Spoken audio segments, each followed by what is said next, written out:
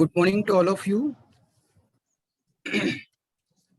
Human Resource Development Center of Savitribai Phule Pune University, Pune, under Pandit Madan Mohan Malviya National Mission on Teaching and Teachers, under which Sadhguru Gadge Maharaj College, Karad, organizes 1 week faculty development program. I welcome you all on this great occasion. Today is the 4th day of this faculty development program, and we have a very distinguished guest in today's session. So it's a great opportunity to introduce Professor Dr. Deshmukh MS. I am Professor Anantarjun Nikam, Head and Assistant Professor, Department of Sanskrit in Sadhguru Gadge Maharaj College, Karad. I would like to introduce Professor Dr. Deshmukh MS. He is a very distinguished scholar in the field of research methodology, particularly in the field of economics and social sciences. His research area broadly focuses on economics, and specific research area is agricultural economics and monetary economics. As far as his collaboration joint project is concerned, he is working with Maharashtra government as an associate coordinator of Shivaji University for evaluation of government of Maharashtra scheme. He has a national and international projects on his account under, and he has completed many research projects, that is minor research project, major research project funded by many institutions like Indian Council of Social Science and Social Science, then UGC, Mumbai University, and Shivaji University. His national, international, industry, consultancy, joint project works is in a very different sector, and he is differently and very enthusiastically work in the social area. And basically, while he working on projects, he basically emphasized and analyzed the social impact of projects like irrigation, dams, etc. There are some examples where he working and submitted his report to the particular district agency or state government also. I would like to mention some his reports. The Hiranyakeshi सर्फनाला मध्यम प्रकल्पाचा सामाजिक परिणाम अहवाल 2018 irrigation department. Second is आंबेहोळ मध्यम प्रकल्पाचा सामाजिक परिणाम अहवाल 2020. कडगाव रोड पूल प्रकल्पाचा सामाजिक अहवाल सामाजिक परिणाम हा एक त्यांचा प्रोजेक्ट होता. रुकडी पूल प्रकल्पाचा सामाजिक परिणाम. When we are considering these titles, we are come across that he is a truly a researcher who is working towards the ground roots of the society, and this is his best practices, I would suggest, or I would like to say this is his best practices. So as far as his administrative experience is concerned, he has working as a director, internal quality assurance cell of Shivaji University, under which recently Shivaji University got a NAAC A++ recommendation with CGPA 3.52.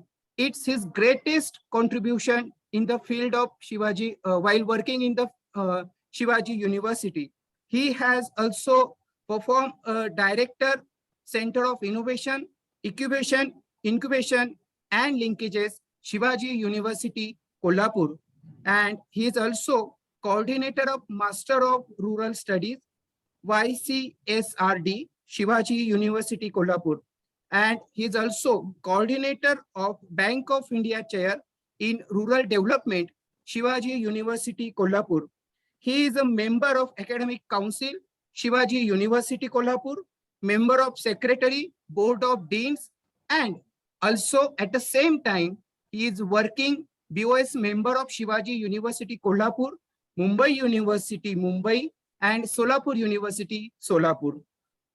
Actually, he has H index. That is a very important part of research career for any researcher. And his H index is 5. That this H index actually indicates, we all might be know that H index is indicate the performance and productivity of research.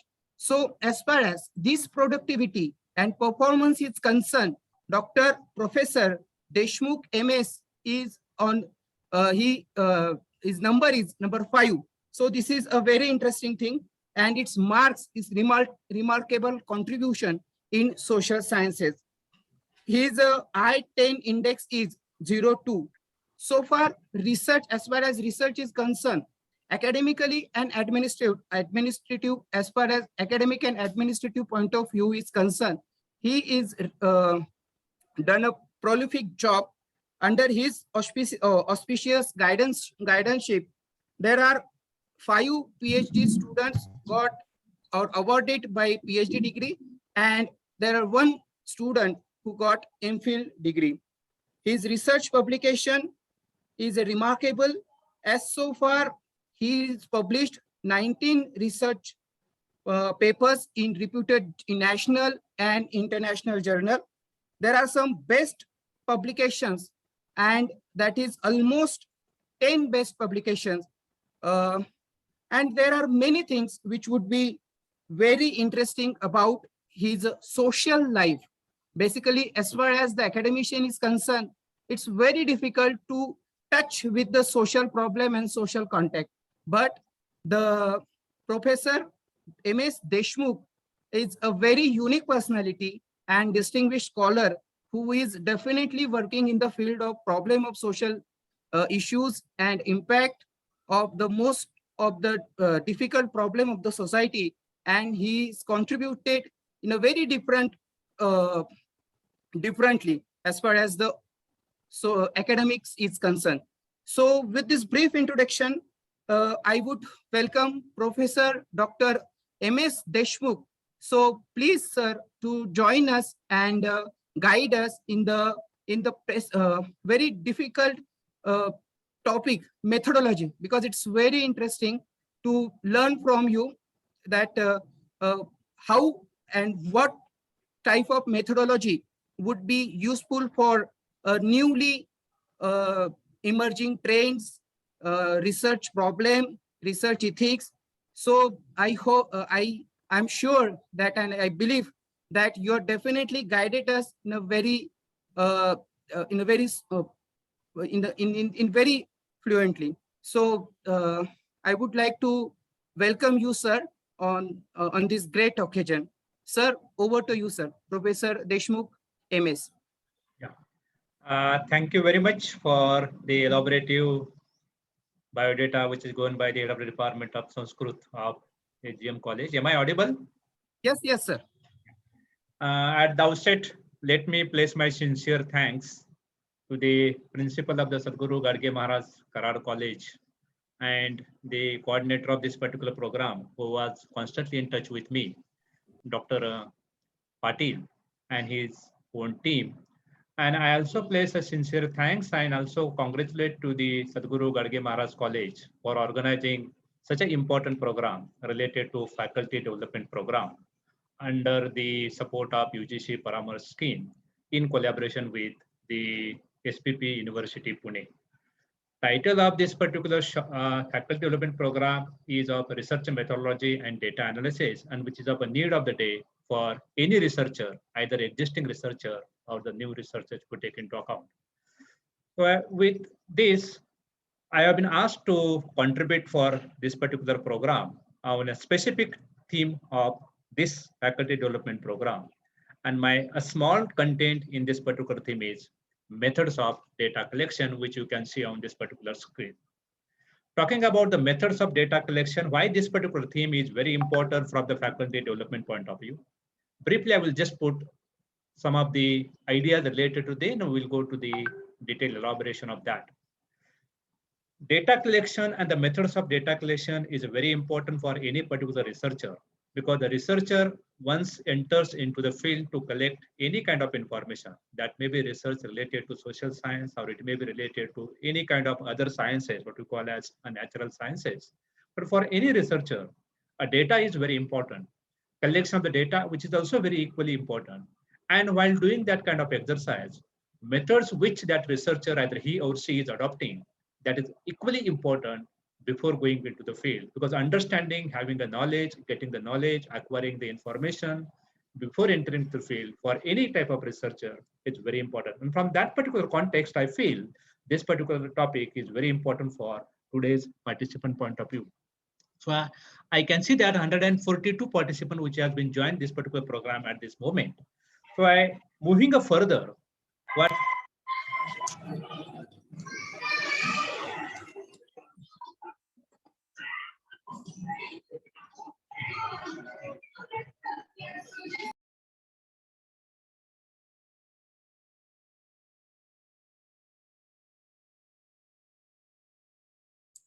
Deshmukh sir, please unmute your mic.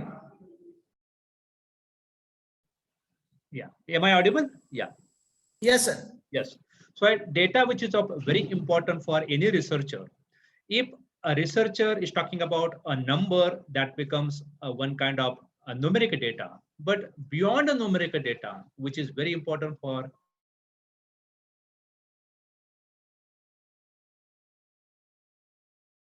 Sir, please unmute yourself. some of the Deshmukh sir. some of the aspects which I can take here is of, for example, event data, for example, especially continuous data, or for example, zonal data. So data may be any type. For example, any number. For example, take a PIN code as a number, or zip code as a number. Or for example, from a social science point of view, if I talk about a national sample survey, or for example, census, because regularly the government of India, after a decade, goes for the conduct of census. The last census, latest data which we are having is of 2011 census. Earlier data is of 2001. Previously is of 1991. So every 10 years or every decade, the government is conducting this kind of information in the form of data. And this is what I'm referring here is of a census data. So either it is of census data or National Sample Survey Organization data, or any kind of data which is available in kind of number, that is very useful for a researcher to take into account. Once you understand what is the data and what exactly the data is required for a researcher, so either the social science researcher or a natural science researcher, depending upon the theme of a topic, one has to choose or one has to understand. But here I can simply sum up here is that the data is very important for all type of research, either it is a new researcher or the existing researcher. Moving further and talking about a researcher point of view. So a researcher has to think like a researcher. So any particular researcher, if he's thinking from the research angle point of view, then and then that kind of information, that kind of knowledge, or that kind of way or path can be developed or can be designed to move further. That's why here the point is a researcher should think like a researcher. Once he or she is thinking like a researcher, means exactly what he or she has to do. For example, a unit of analysis. If I take a specific term, a unit of analysis. So a researcher has to take into account what kind of analysis is required from the available data he or she has gathered. So data is there, collection of the data is there, methods of the collection of the data which will be there. We are going to touch for that particular aspect also. But please, for time being, understand here, once we have a data, so the question is, one has to analyze it. That analyze means unit-wise analysis, which is of very important. And while doing that kind of exercise, if you take some of the example, then what one has to understand, for example, it may be at an individual level, it may be at a group level, or even it may be at an organizational level, it may be at even national level, or it may be at any level. So the data, which is of very important, and target to investigate the data becomes important from the researcher point of view. Once we understood this, then what one has to emphasize more is the concept, constructs, and the variables. These are the terms which are very important for a researcher to understand. Concept means a particular theme a researcher has identified, he or should have to have initially the clarity of that particular theme. So the theme or the concept of theme should be clear with the researcher. Once we are very much clear, 100% sure about the concept, about the theme, then one can proceed equally subsequently. So for example, if we talk about gravitation as one of the term in physics, the most of the students which are using the term, and commonly we even social science students are also familiar about that. So gravitation is one of the term. Then one should know that the conceptual clarity of this particular term. In a social science, for example, a class in a sociology or caste term in a sociology, or in economics, for example, a demand term in economics, or the cost term in economics, or revenue term in economics, or in a psychology or in education field, for example, the methods or the organization, or what you can call as the here is a field survey. All these terms one has to make it clear. So once we have an understanding of that, then one can proceed very easily subsequently. That's why the conceptual clarity, which is very important from the researcher point of view. Once you have a conceptual clarity, then one can construct this particular concept. The construction is nothing but the designing of your terminology, and just designing of terminology here in the context what we call as a research methodology. So that designing your methodology in the form of research, what we call as a research methodology, that becomes very important. And once we design it, that methodology will have a different dimensions. The dimensions may be the multi-dimension or it may be even unidimension. Unidimension means one side. Multi-dimension means more than one side. So it's a multi-directional or it may be one directional. So your concept should have this kind of construction. Take a simple example. Suppose if we talk about weight. So weight is one of the concept we are going to construct, we are going to define. Then it becomes unidimensional. Or if you're talking about the communication, communication becomes a multi-dimensional. It is of multi-direction. For example, you can have a different means, ways, methods, languages through which one can communicate. So that is what it is taken into account from the multi-dimensional point of view. So your term, your concept, one should construct in such a way that it should be of having either one dimensional or it may be even more than that, what we call as a multi-dimensional. Take for example, another term, another variable, suppose is of income. If we talk about income, then income, can you consider as a year income or what we call as annual income or monthly income or daily income or a weekly income or your income, what you are earning in a month, is it of after tax or it is before tax, isn't it? Is your family income or it is of personal income? So one has to make it clear. My point here is, why I'm elaborating more is of whenever you undertake a particular topic to go for a research, then the theme of that topic is very important. The terms in that particular topic which are very important. Concept in that particular topic which you are going to do in the form of research are very important. And for example, if income is one of the term in your own theme, then one has to understand, elaborate in this way. And that's why understanding of such kind of variables which is very important. And if all these variables if are taken into account, then the next exercise, which is of very important, then one has to understand that very carefully, either of available variables, how many variables are dependent variables and how many variables are independent variables. Understanding of dependency and independency is equally important for a researcher. For example, if I talk about two variables, take a simple example here, two variables. Suppose my variable is of income and another variable is of consumption. Normally we can take this variable. For example, consumption is one variable and the income is another variable. And if you want to find out a relation between these two, who depends upon whom? So in this context, your consumption depends upon income. You have more income, you can spend it. So your consumption will increase. You have lesser income, you will spend less. So your consumption will be less. So your consumption depends upon income. Another example, for example, demand and price if you take into account. So demand and price, if the price is of more, your demand will be less. And price itself is less, your demand will be higher. is nothing but who is depending upon whom. Your demand depends upon price and your consumption depends upon income. So this is what the relation one has to understand.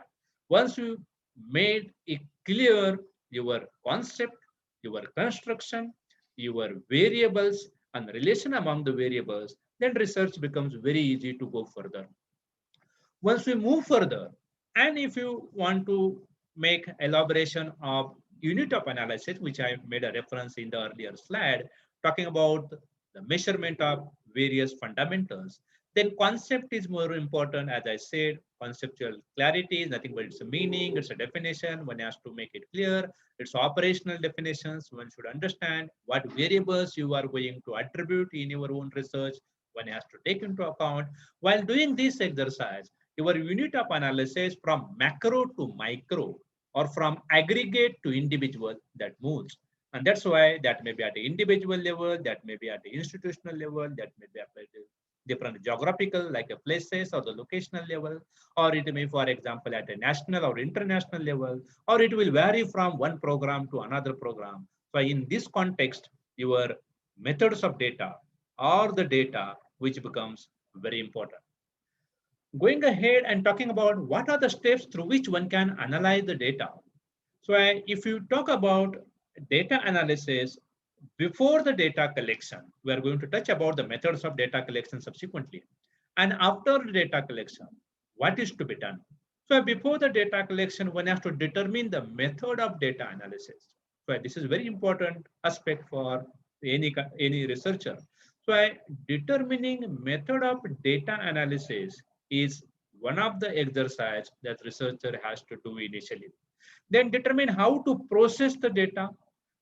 If a particular researcher is not thorough with a fundamental statistical terms, then there is nothing wrong in taking the support or the help of any statisticians. So you can consult to statistician before going into the field and prepare some of the tables, some of the variables, some of the graphs in such a way that your understanding which will go up.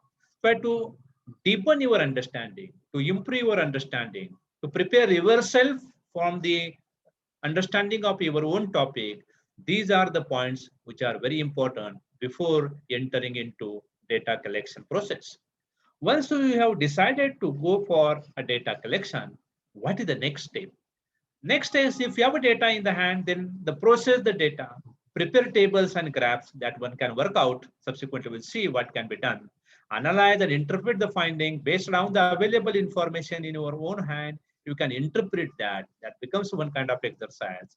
If any difficulty is there, if you have heavy data, you have hefty tables, your Excel sheets are more with numbers, and you yourself are getting more little confused, then you can take a support of a particular statistician who is well versed with this kind of exercise and prepare editing part and your last is of presentation part. So from this particular aspect, these are the various stages or these are the various steps which are very important for researcher to analyze the data. But please remember what is required before the data collection and what is to be taken into account after the data collection.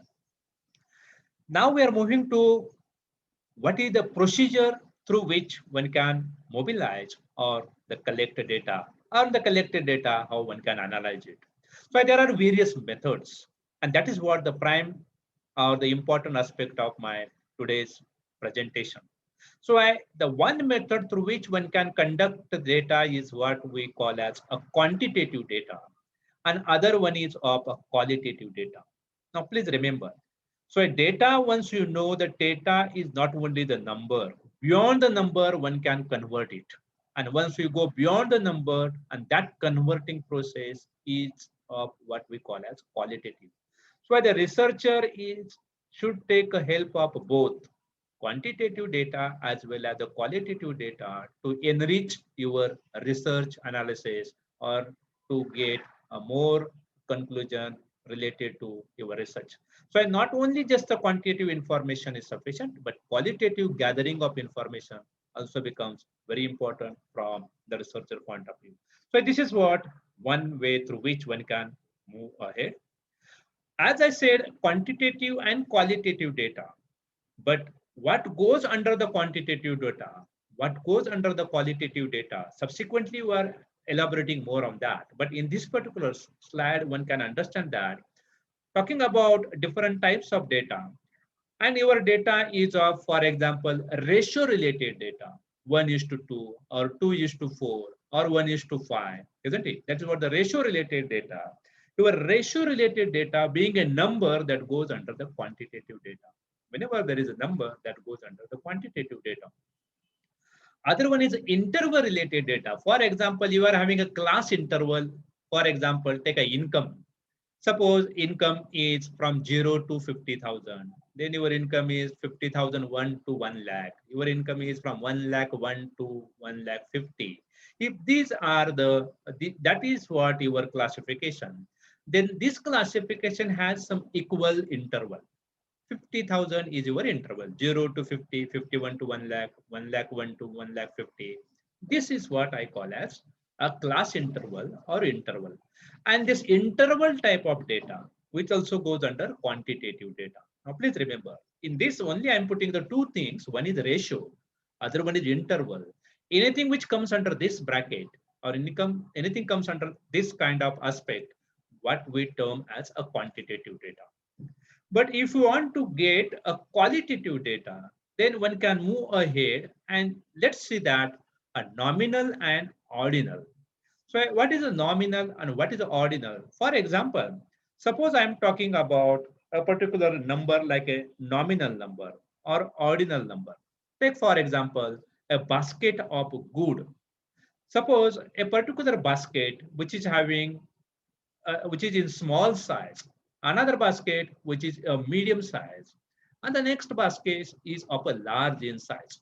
Assuming everything is same in that particular basket, or quality, taste, quantity is remaining the same. With this assumption, one basket is a small, another basket is a medium, and third basket is a large. Then if I ask a preference to you, which basket you will choose, definitely you will choose that basket which is a larger basket than the medium and the small basket. So preferring the larger basket is your first preference, and that preferential order goes under your own qualitative type of data. So this data, why data and what type of data, and understanding the data while defining it, designing it, and more and above methods of data to analyze this. This is what the example which just I cited with a small basket, medium basket, and large basket becomes right or fit at this moment. And that's why your preference will depend upon that. Moving ahead and talking about little more about the qualitative research point of view, your qualitative research design that takes into consideration a detailed description of a particular situation. That may be a program, that may be an event, that may be a group of people, or that may be interaction with the people, or even that may be your observation or your own behavior observation. So suppose you are moving in a particular field to gather the data. So your own observation, that's a field related observation, which will also give some kind of information, and that information will be your qualitative information, will be put for the enrich your qualitative research. So from that particular aspect, this qualitative research design, which becomes very important. Or the data are also available in the form of direct quotation from the people or experiences or the beliefs or the thoughts or the research or the history. From that also you can borrow. Some of the data, which is of a qualitative related data, that researcher has to collect through a direct observations. Direct observation means one has to participate in a particular programs. You can participate in the field activities and you can observe the things in that. Or in-depth interview, you can conduct an interview of a particular person who is expert in that area. For example, experts opinion survey, if you take that into account. So you can conduct the survey, you can interview that particular expert and gather the information, what his or her ideas related to theme of that particular concept. Or you can conduct a case studies, isn't it? Case study also becomes very important for that. Or sometimes you can also record a particular document. If you record a particular document and frequently you can go through that, your understanding level and your qualitative enrichment, which will also increase. So from all these parameters point of view, qualitative data is very important for a qualitative research point of view. This is what I was talking about, the qualitative and quantitative data.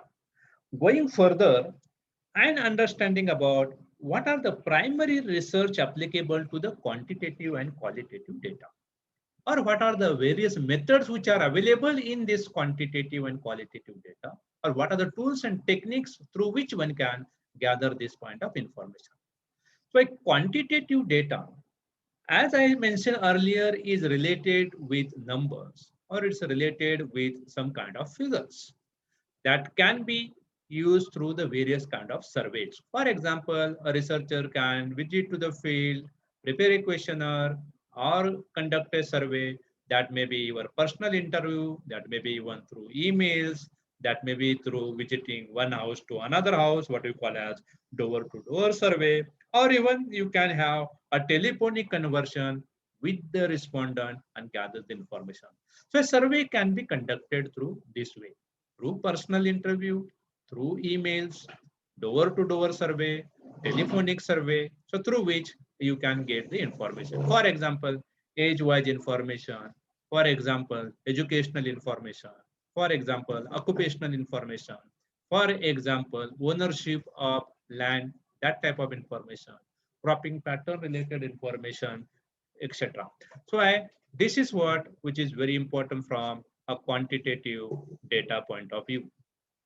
Talking about the other things like experiments, mechanical observation, simulations, etc. These are also other methods through which a data can be, quantitative data can be conducted by the researcher.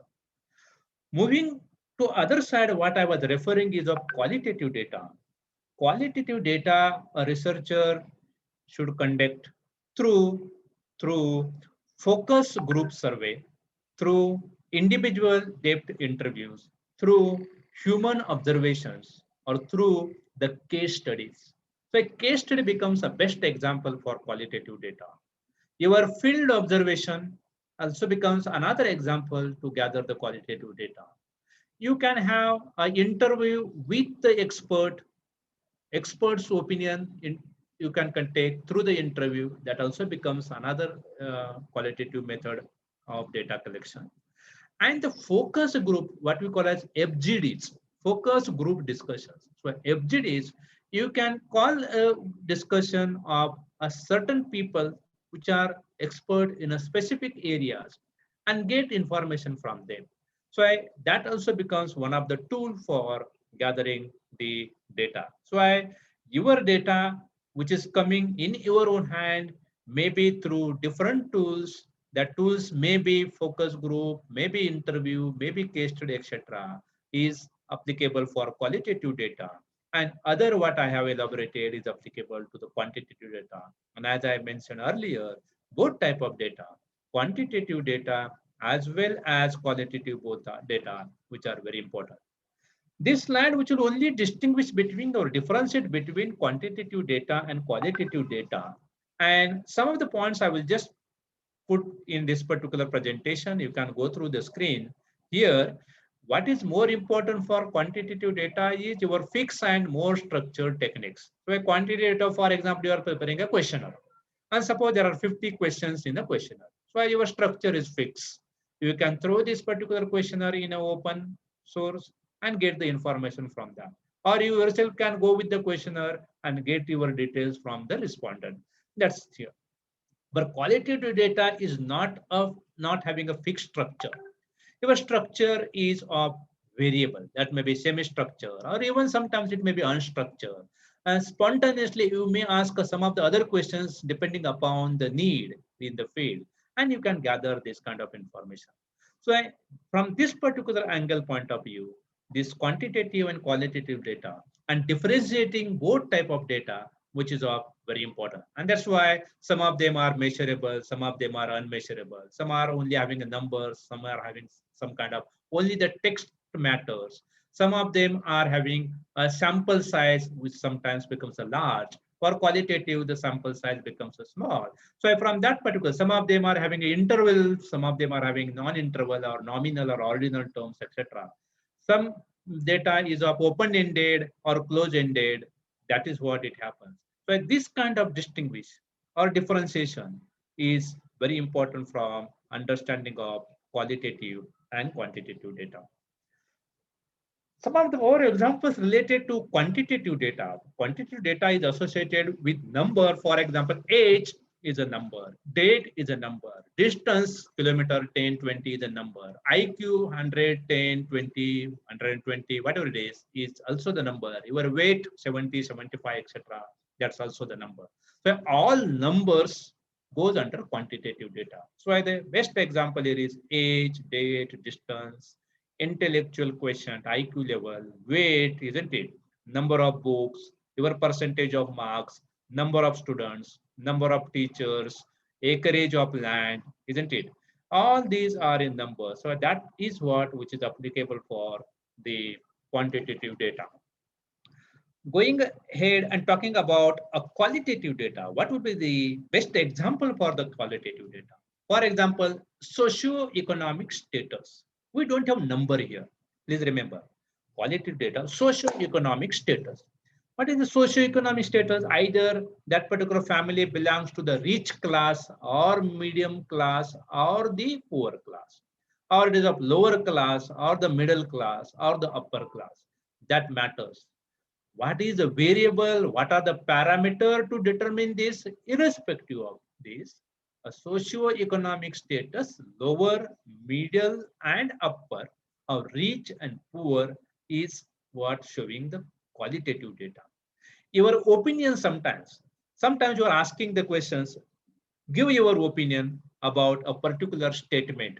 Do you agree, disagree, etc. So sometimes the people will respond that agree. Some will say that mostly agree. Some will not respond anything. They will remain neutral. Some will say that mostly disagree. Some will say that I strongly disagree or disagree. So this type of statement which gives us qualitative data. It means opinion survey which comes under this category. Agree, disagree. You can have a Likert scale in this also. And that is what which becomes a part of a qualitative data.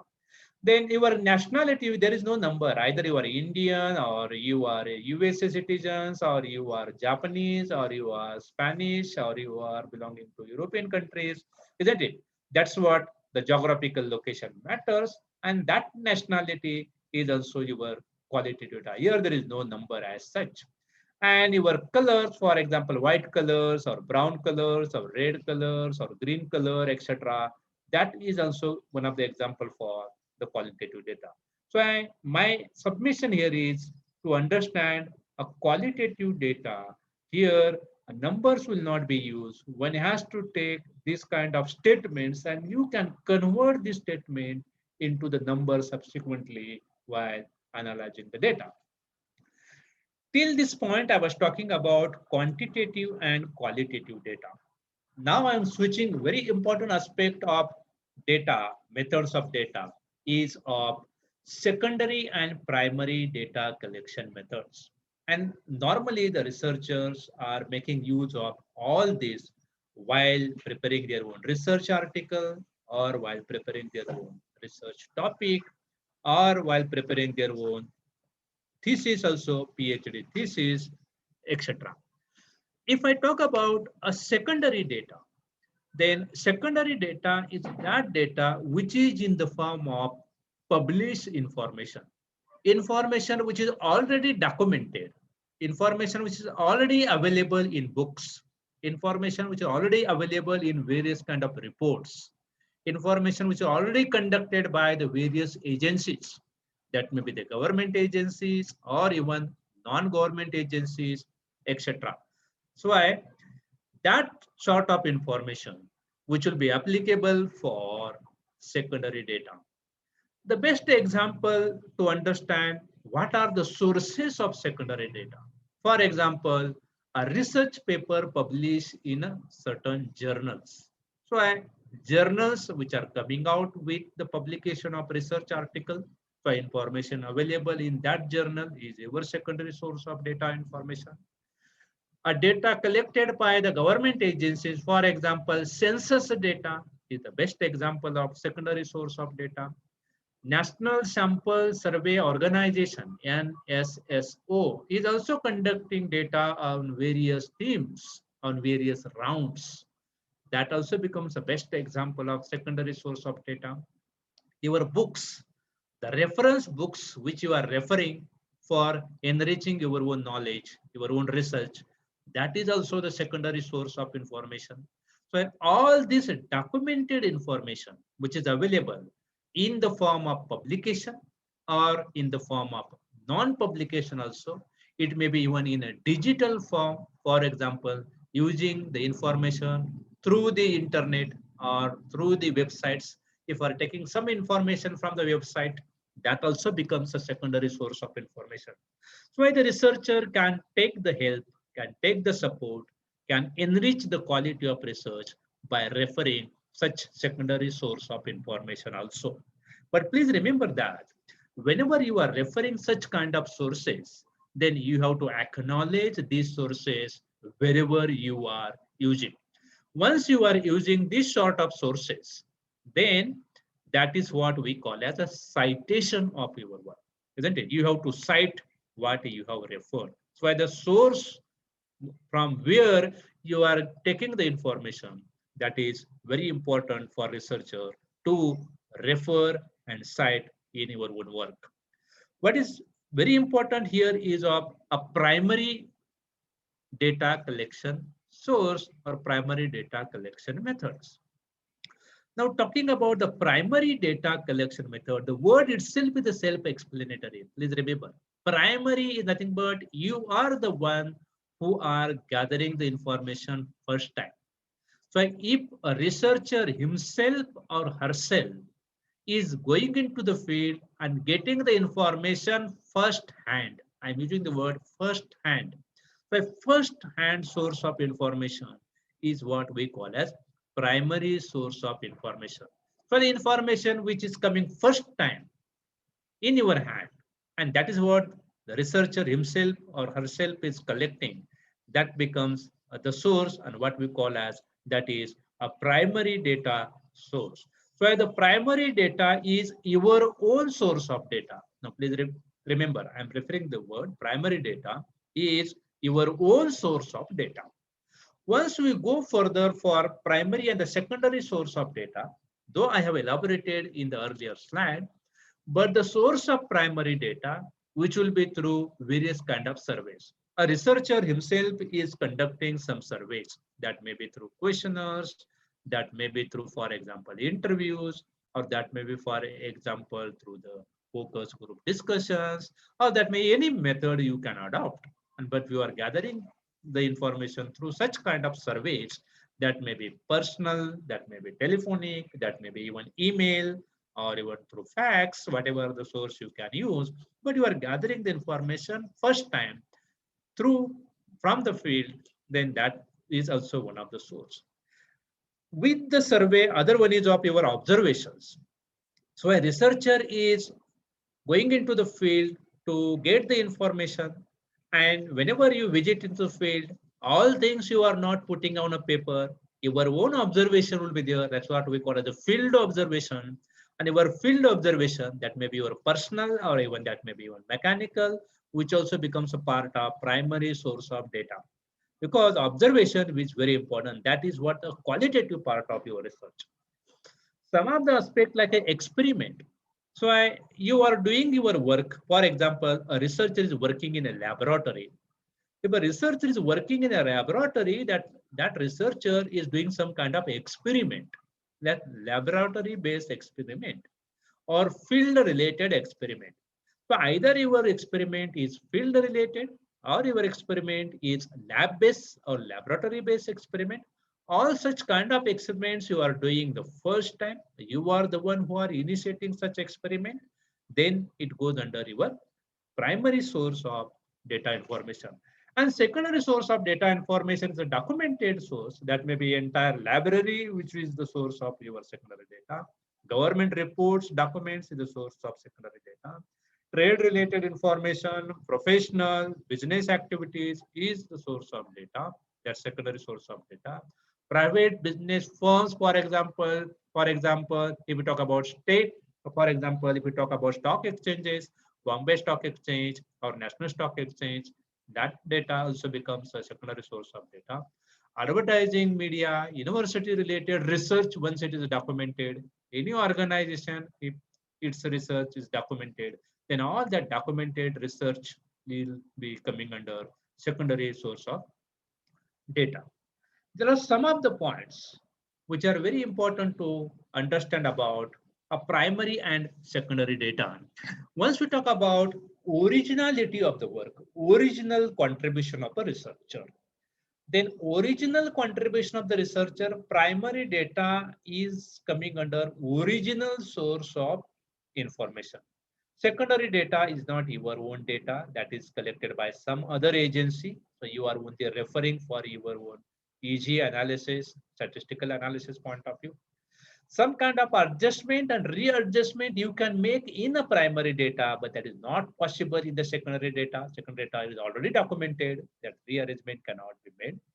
A source used for the primary data will be survey or experiment or observations, but secondary data is already recorded. It's internal, it's a published, where the source will be your secondary source. The types of data or the methods of data, for example, primary data may be qualitative or sometimes it will be quantitative or it will be both. But secondary data is purely a quantitative data because all that documented information you are taking in your own research, and that will be in numbers. Some of the methods you are using for primary data will be your observation method, your experiment method, your interviews or your surveys, etc. But for the secondary data, these things cannot be used because that's already available. Only you can do is searching on the website or referring the book or visiting to the library. That is what the exercise will be done. Talking about which data will be more reliable, definitely data collected by the researcher from the field will be more reliable than data collected by some other that will be not exactly. So, reliability point of view, your data will be more reliable than others' data. That's why primary data is most reliable than the secondary data, because secondary data one has to test it, one has to verify, one has to re-verify, and then one has to use it. Talking about cost effectiveness, talking about capabilities, suitabilities, biasness, etc. point of view. So primary data will be a little bit costlier because preparing the questionnaire, launching the questionnaire in the form of pilot, analyzing this, and then going into the field to get the detailed information will spend more time, require more money for this kind of exercise. But secondary data will be easily available. That will be less economical or it will be little economical. And from the bias point of view, sometimes a researcher, if he's having a pre-decided things in the mind, then the information or the conclusion of that research will go sometimes will become a bias. But secondary data, the chances are not like that. Because here a personal intervention will be there in your own questionnaire. What is to be included and what is not to be included will be depending upon in your own method. And that's why some sort of bias, which will be applicable for the primary data, secondary, that will not be. What precaution is very important for the researcher has to take into account is here for primary data, this kind of precautions or some kind of precautions are not required, but for the secondary data, authenticity, reliability, and the accuracy of that data, isn't it, is very important point. That's why this is the precaution one has to take into account. Not only this, even the some of the data which will be available in the form of text, available in the form of numbers, available in the form of common transactions, even sometimes it will be available in the form of pictures, what we call as images. Some of the information will be available in the form of audios, or some of the information will be in the form of videos. This is also can be included in your own exercise. But not only just the number, not only just the qualitative analysis, but through such kind of exercise also, one can gather the data or one can collect the information that is also useful for any kind of research. Moving further and talking about what is the level of measurement is required to understand the relations or attributes between the various variables or relations between various values. As I mentioned earlier, the concept is more important. As I mentioned earlier, construction of the concept is very important. As I mentioned, variables are more important. For example, income variable, dependent variable, independent variable. These are very important. From their point of view, here the level of measurement is nothing but a development here is one can move from low level of measurement to the medium level of measurement to the higher level of measurement. It means once you have information data in your hand, what tools, what methods, what techniques, what analysis is required, either that is at a lower level analysis or the higher level analysis or the medium moderate level analysis that matters. And from that point of view, relationship of all the values one has to assign to each attributes for their own variables point of view. And from that aspect point of view, some of the variables are nominal, some of them are ordinal, some of them are in an interval form, and some of them are in a ratio form. Moving from 1, 2, 3, 4 is the order, what I call here as lower order analysis to the higher order analysis. And even subsequent orders are also there. But at this moment, I am referring only to understand what is the lower order and what is the higher order. Talking about the lower and higher order means a weak analysis as well as other side is of a strong data analysis. A weak data analysis is of you are only using a nominal level type of analysis or only the nominal uh, variables to analyze this. Then your analysis will be of little weak. We are moving from nominal to ordinal. Then your analysis will move from weak towards the strong, from lower level towards the medium towards the higher side of analysis. What is the nominal, ordinal, interval, and ratio? Already I have elaborated that. Nominal, for example, any number. For example, a 12 number you can take. We call as a dozen. So 12 is a nominal number. Ordinal, there are 2, 3 baskets. You can keep a 1 dozen of fruits in a basket. Basket 1, basket 2, basket 3. And then you can prefer or you can order your own basket. Once you give the preference, then it goes under the ordinal. Then the interval, for example, specifically talking about ages of 25 years, 26 years, 27 years, you can put up a bracket from 0 to 10, then 11 to 20, 21 to 30, 31 to 40, 40 plus or 50 plus, 60 plus. Once you have a bracket, and that bracket I mean here is of a class interval, so that also becomes a little stronger type of analysis. Or you can have a bracket for income also, less than 50, 52 lakh, lakh to 150, 152 lakh, 2 lakh to 50. That kind of also becomes the analysis called as interval analysis. A ratio is nothing but 1:2, 1:3, 1:4, etc. Isn't it? Student teacher ratio like that.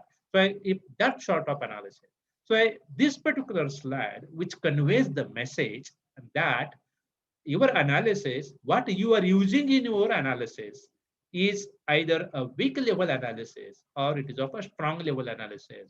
The exercise here I am making here is that a researcher should move from a weak level analysis to the strong level of analysis. And that's why ratio analysis in this particular slide is of a little higher side of or stronger level of analysis. And that's why it is to be measured, it is to be ordered, it is to be equidistant, or it is to be meaningful, etc. So from that particular aspect point of view, this analysis is of very important.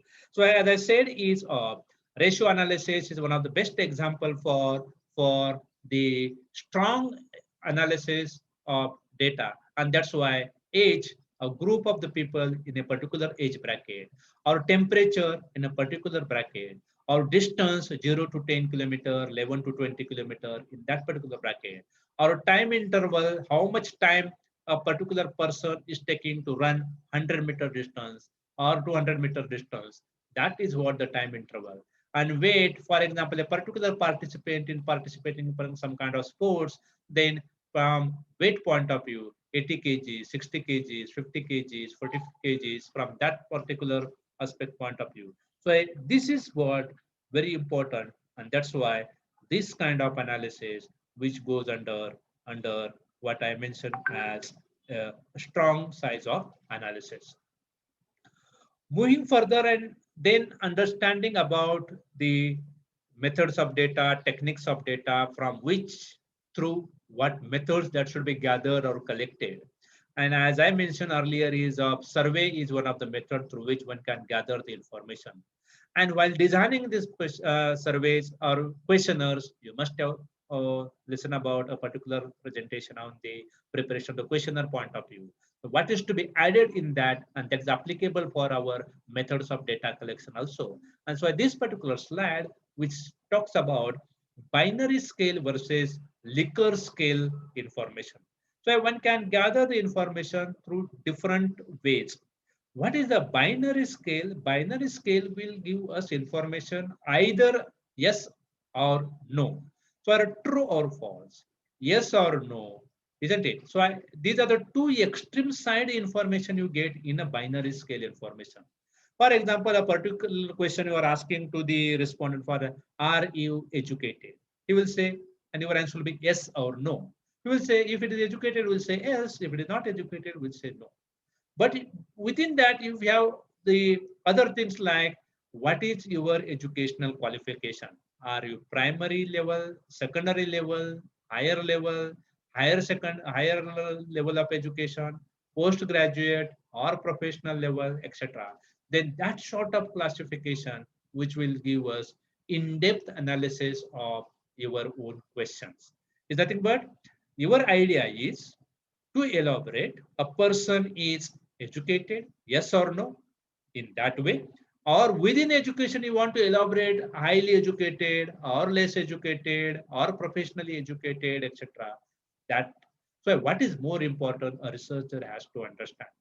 It means a binary scale of information and a Likert scale of information, that difference, that convey the message, the information which you are gathering from the field, from the respondent, is of limited in size, or you want to elaborate more.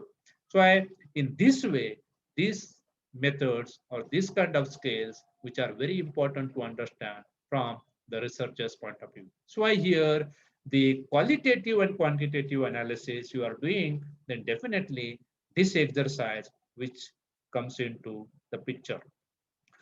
Moving further and talking about the types of classification of data, simply in 5 to 7 minutes we'll finish this.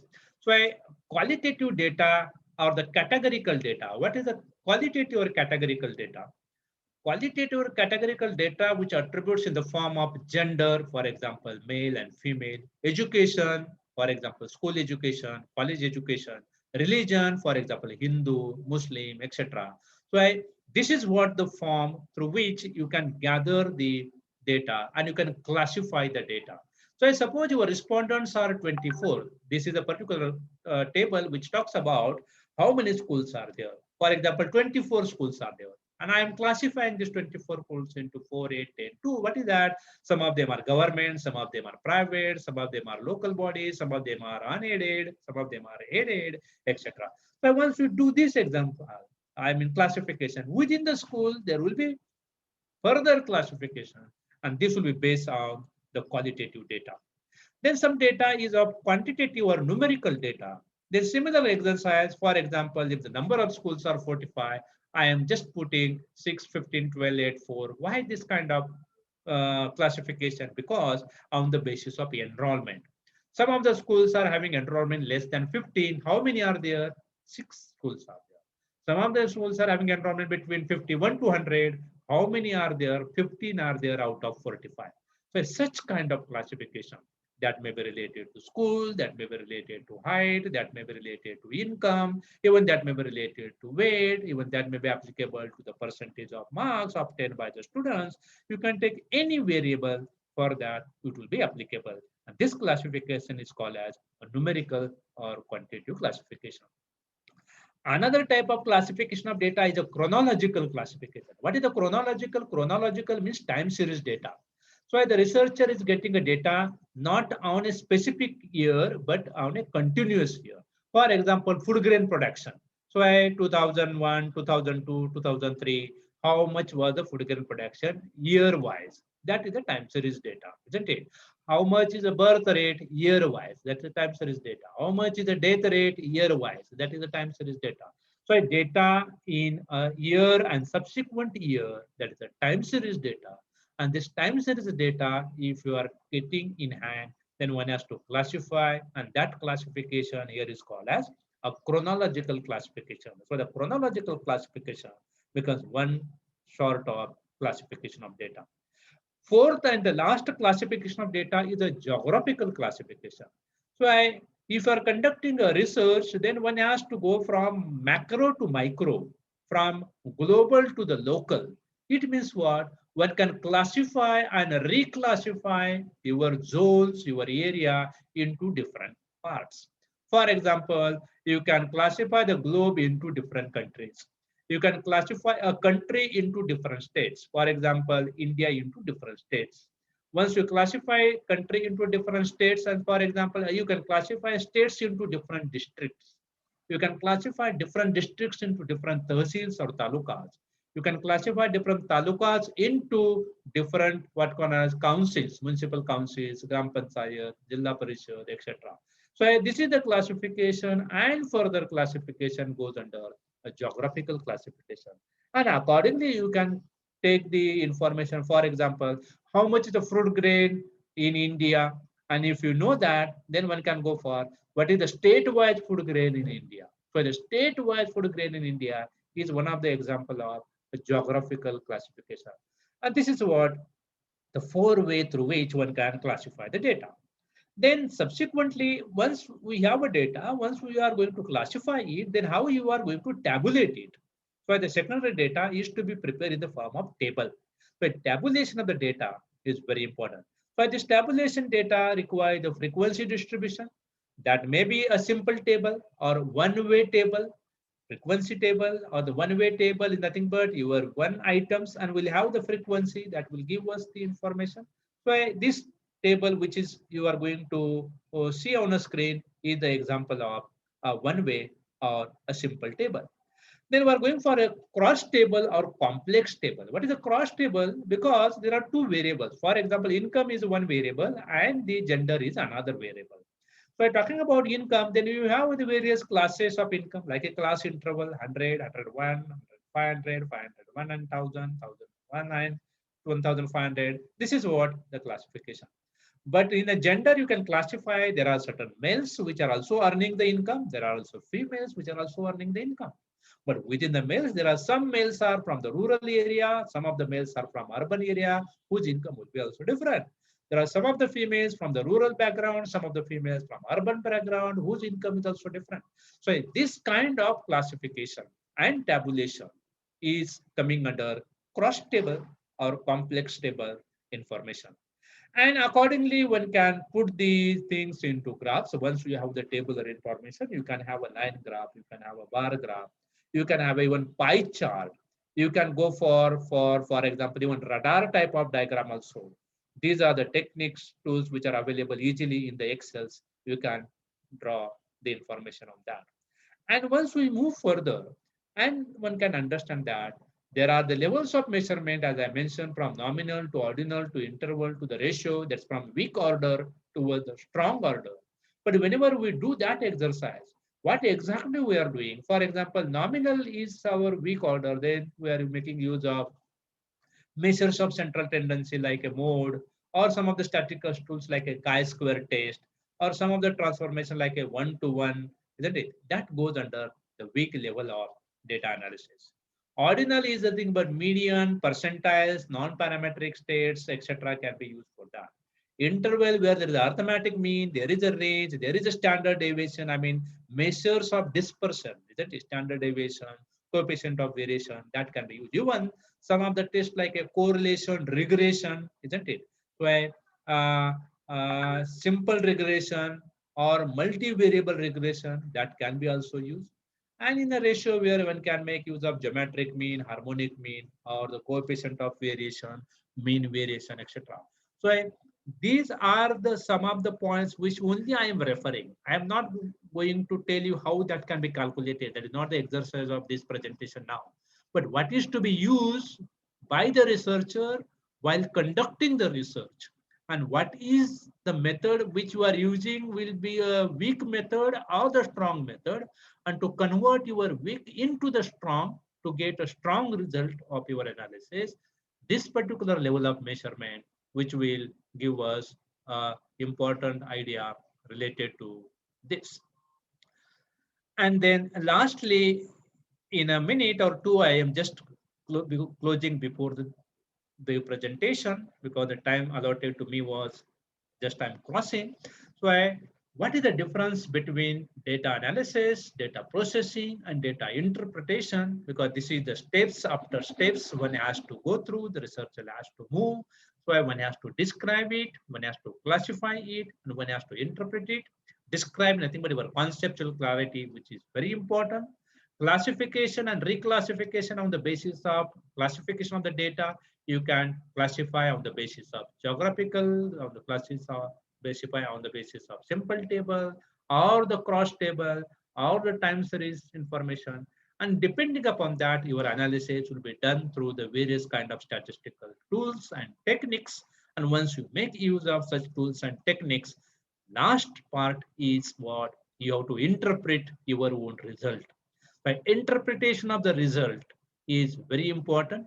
Editing part of that, coding part of that, classification, tabulation part of that is equally important. And that's why a researcher follows this exercise from describing to classifying to interpret.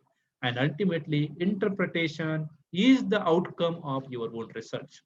What you interpret, either positively or negatively, to what extent you interpret, either through unidimensionally or multidimensionally, through simple methods of analysis or the complex methods of analysis, which sort of tools you are using to analyze your own data, either it is a time series data or point of data, that matters. And that's why a researcher's role is very important in this context. And that's why any researcher, either a new generation researcher or the existing researcher, everybody need a support of primary data, secondary data, quantitative data, and qualitative data, and methods to collect these type of data, and tools and techniques and variables used while collecting this particular data is very important. And once you have the knowledge, understanding, application part of this, then your research quality, which will improve to the greatest extent. With this, if some of the questions, if the participant would like to ask, you are welcome. Yes, I'm over now. Okay. Any questions you can ask? Dear participants, Yes. if you have any question, please ask. Please raise Hello. your hand. Hello. Prahlad Kamble. Yes, sir. Good morning, sir, all of you. Myself, Prahlad Kamble from Devgarh. Dr. Deshmukh, sir, your lecture was very nice and we understood very enthusiastic manner.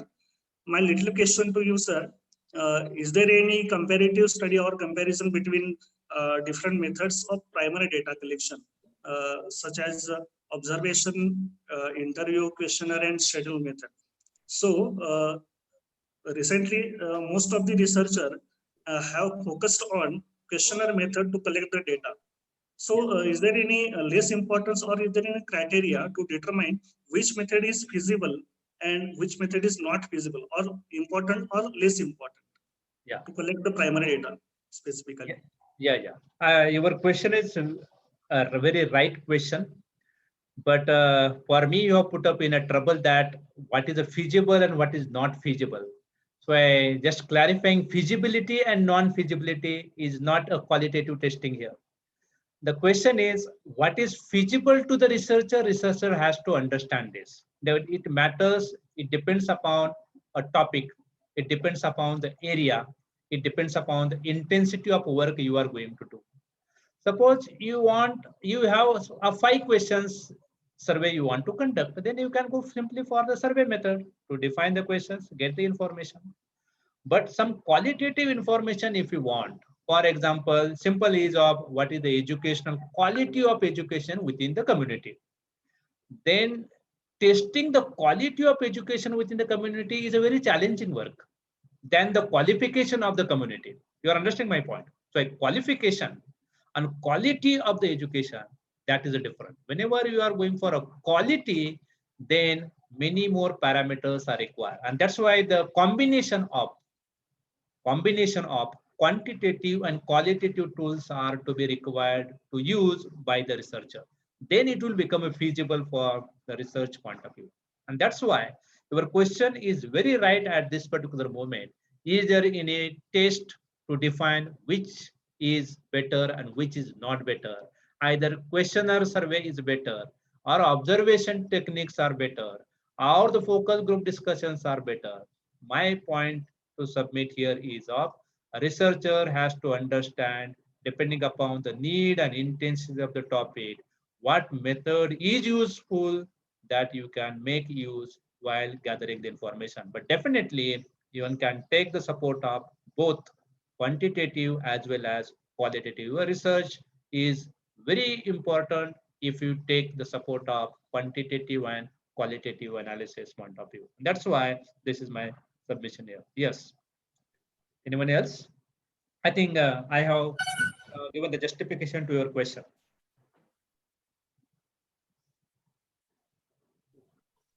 Yes. Anyone else? Yeah.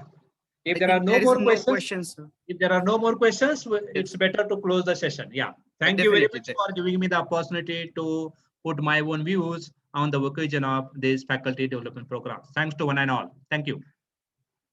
Definitely, sir. Your deliberation at this moment of 1 week faculty development program, and as you suggest that the researcher should be a purely think like a researcher is very much important, and conceptual clarity as far as research is concerned is very much important. And the data analysis, types of data analysis, and what can be done before and after data analysis. These steps are very important for existing generation and new generation like us. As far as our motto of our college is concerned and the vision of our college is concerned, the same. And with this, I'm very thankful for you, sir, that you have such a wonderful and lucid explanation and presentation. As our participants also correctly pointed out, that it was a very nice and easy. So on behalf of HRDC, Human Resource Development Center of Savitribai Phule, Pune University, Pune, and Sadhguru Gadge Maharaj College, Karad, I thank you. Thank you very much, sir. And thanks to all the participants and coordinator of this 1 week faculty development program. Thank you. Yeah. Thank you to one and all. Thank you. Thank you. Yeah.